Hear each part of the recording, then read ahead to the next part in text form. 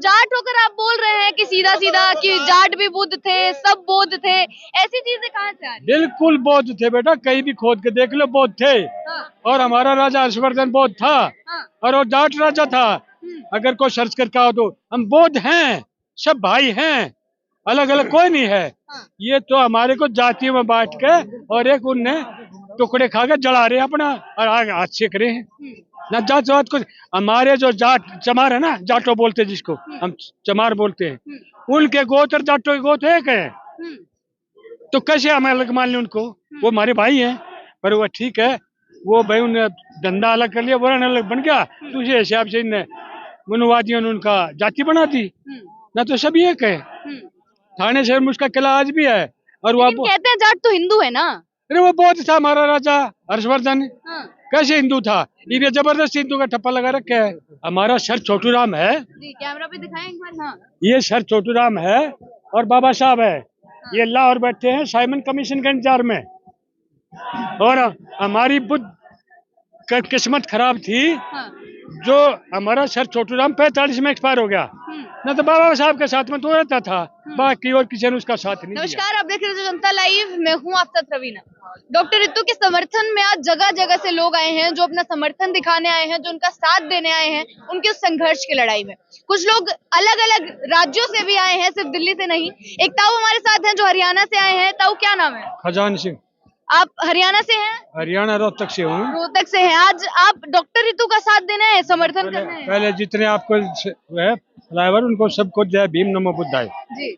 मैं डॉक्टर रितु के समर्थन में यहाँ कई बार आया हूँ और आज भी इनके समर्थन में आया हूँ। इतना लंबा समय हो गया है ताऊ, ना कुछ मिल रहा है, न्याय मिल नहीं पा रहा है, संघर्ष जारी है। इस देश में न्याय नहीं मिलने वाला है, क्योंकि ईवीएम है तो सब कुछ है।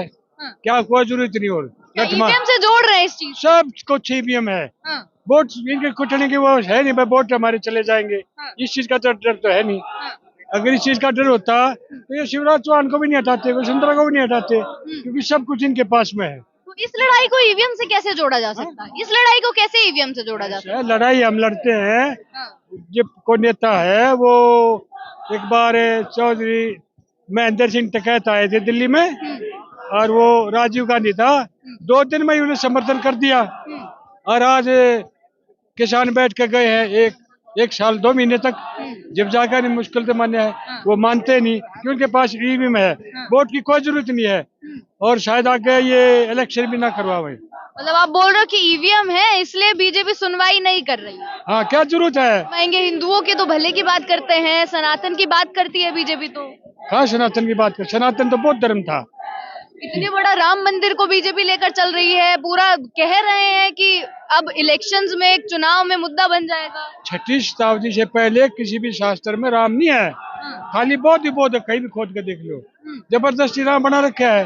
और राम जो अहिंसावादी है ये, और धनुष ताने घूमता है, भगवान धनुष हथियार लेकर चलता है, तो ये सब काल्पनिक सौदा है, वो ये बनाया हुआ है। डॉक्टर रितु पे वापस आ जाते हैं, क्योंकि आज जो ये संघर्ष है, जो आज हम ये भीड़ देख पा रहे हैं, डॉक्टर रितु के समर्थन में आ गई है इतनी भारी भीड़। चंद्रशेखर रावण भी आ गए हैं, बाकी भी कई बड़े बड़े चेहरे हैं। लेकिन फिर भी अगर 145वां दिन हो गया है बैठे हुए, ना कुछ हो रहा है, ना आगे कोई कार्रवाई हो रही है, तो क्या उम्मीद लगाई जा सकती है कि न्याय मिलेगा? ना, हिंदू राज में न्याय नहीं मिलेगा, कभी न्याय मिलेगा ही नहीं, कभी नहीं मिलेगा हिंदू राज में। नहीं मिल सकता, मोदी राज में नहीं मिल सकता। जब तक हिंदू राज है, ऐसा नहीं है।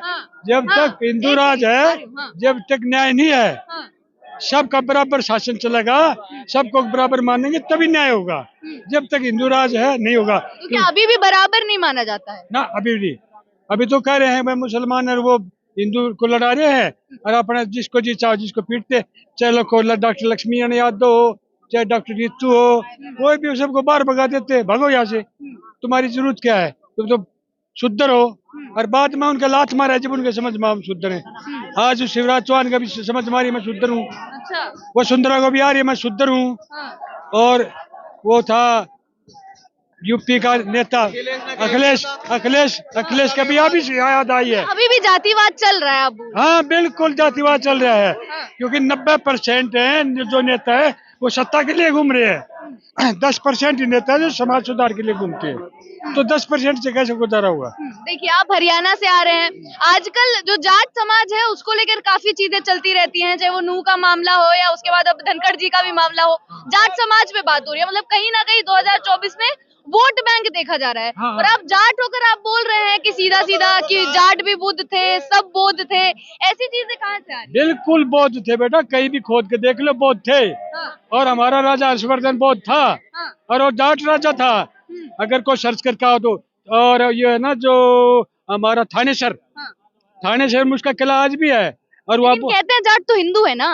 अरे वो बौद्ध था हमारा राजा हर्षवर्धन, हाँ, कैसे हिंदू था। ये जबरदस्ती हिंदू का ठप्पा लगा रखा है। राजा हर्षवर्धन सुना है कभी आपने?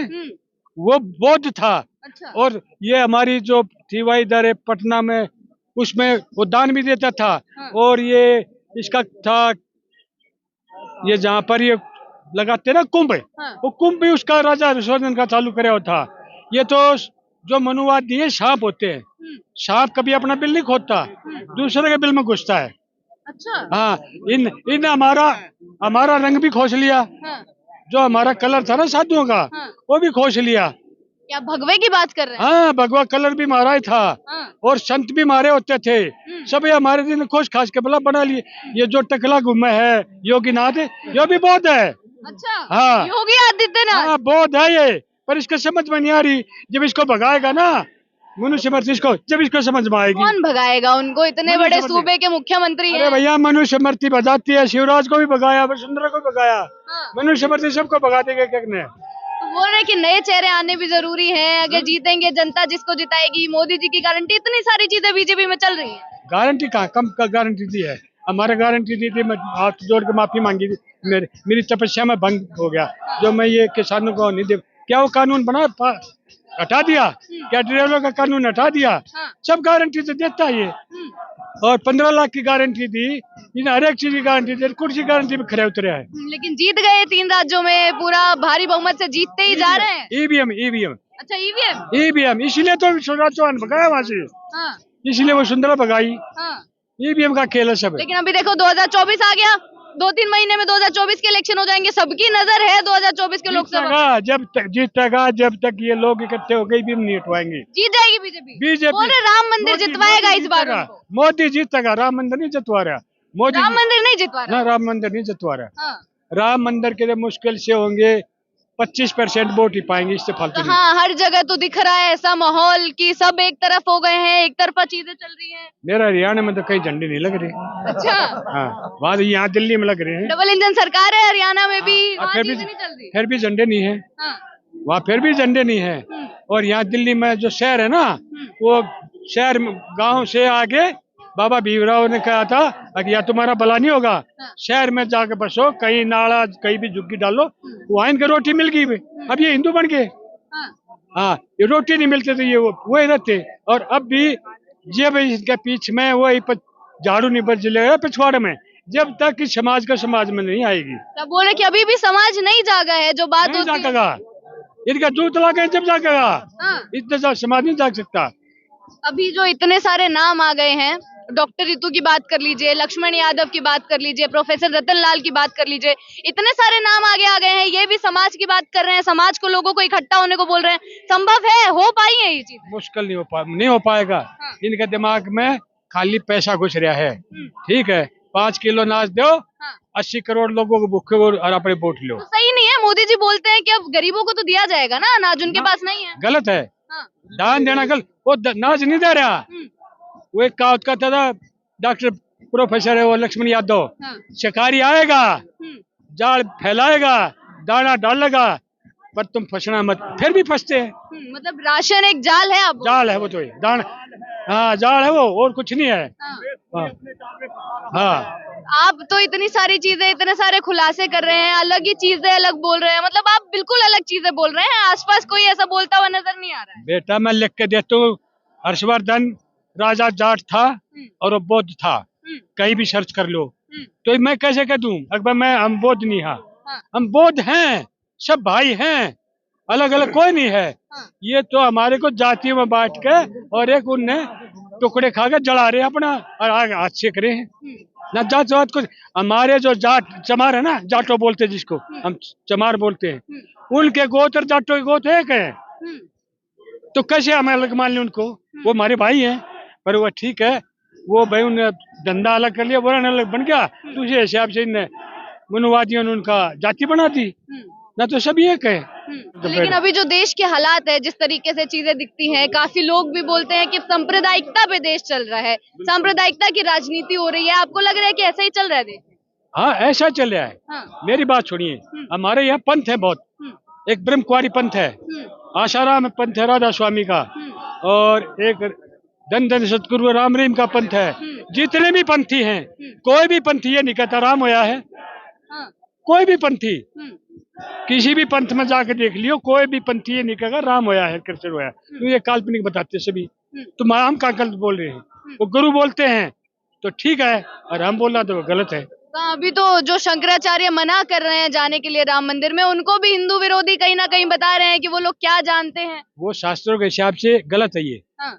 जो ये मंदिर बनाया है, मैं भी मंदिर में जाकर देखा, मैंने भी बैठा, मैंने भी सारी काम करे हैं। अच्छा, जाते थे पहले मंदिर? हाँ, जाते ने बना रखा था। हाँ। और मैं भी वो बागेश्वर उसकी तरह बुद्धा भी पढ़ता था। हाँ। मेरा बात एकदम से कैसे बदल गए, इतने विचारों में परिवर्तन? समझ में आया बुद्ध की जब काल्पनिक देखी ना मैंने कहानी। हाँ। बड़े गैर के कुछ नहीं। हाँ।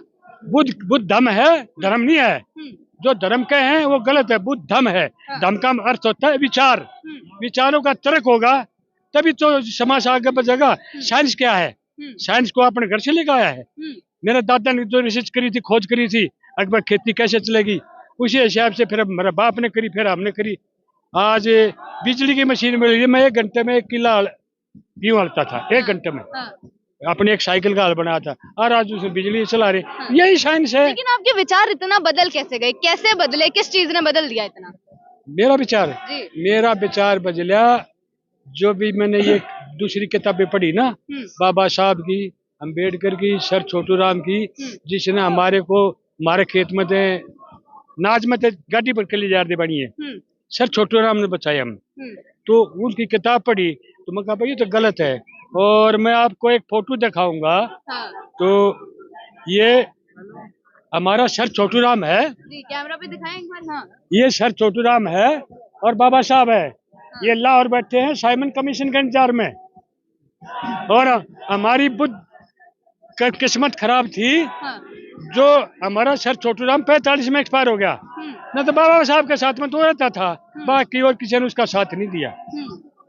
तो वो पहले एक्सपायर हो गया, फिर ये अकेला पड़ गया। क्या करें? बाबा साहब के विचार पढ़ के, उनके विचारों के बारे में जानने के बाद इतना बदलाव आ गया कि मंदिर खुद बना रहे थे। हाँ। बदलाव आया है।